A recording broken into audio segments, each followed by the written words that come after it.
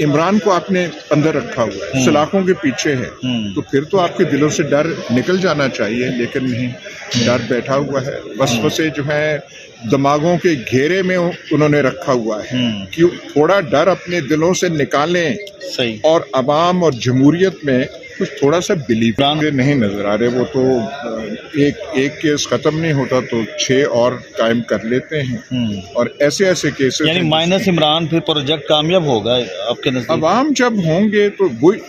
अब ऐसा जो माहौल आजकल है, जो खौफ और जबर की फजा कायम मुल्क में हुई है, जिसकी वजह से आपको शाज़ और नाज़र ही कोई लाहौर जैसे शहर में कोई इलेक्शन का कोई पोस्टर आपको नजर आ रहा है? थोड़े से नजर आ रहे हैं आपको, बैनर्स वगैरह वो कहाँ गए हैं? इलेक्शनरिंग पे कंट्रोल है।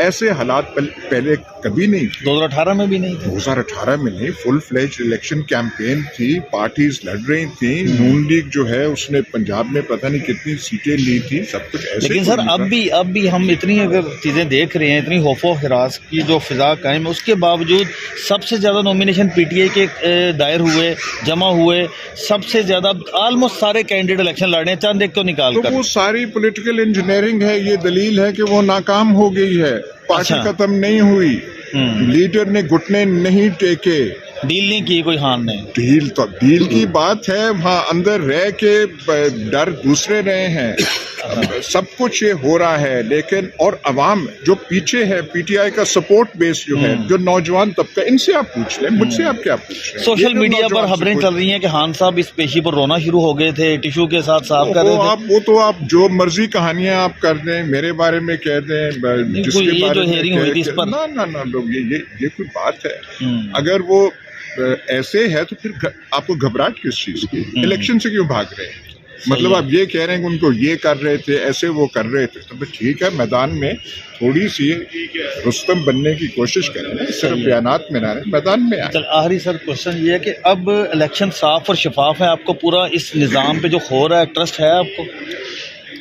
जैसे भी इलेक्शन हो रहे हैं, एक पार्टी को दबाया जा रहा है, उसे आप साफ और शफाफ तो नहीं कह रहे। सही। पर जो मातूब पार्टी है वो कह रही है जो मर्जी आपने करना है कर लें, 8 तारीख को वोटिंग होने दें।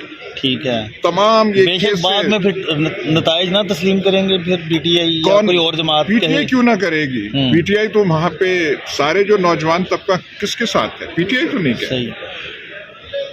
हुकूमत जो है किस तरफ है, इंटरम गवर्नमेंट किस तरफ है, इलेक्शन कमीशन का किरदार हमारे सामने है, सारी चीजें हो रही है, इंतजामिया किसके नीचे है, चीफ सेक्रेटरी आपके, आईजीज आपके, और फिर आपको डर किस चीज का है? इलेक्शन की तरफ जाए।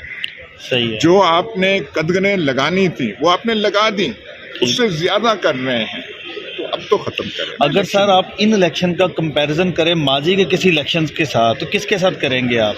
ऐसा जो है, जो खौफ और जबर, ये कभी नहीं हुआ। पाकिस्तान की तारीख में 8-8, 10-10 मुकदमात कायम हों और आपको अदालतों से जमानतें मिलें और फिर आपको एमपीओ लगा दी जाए। एमपीओ तो इन्होंने डाक का टिकट बना लिया है, जहाँ पे लगाना हो एमपीओ लगा दें, जिसको करना हो अंदर कर दें।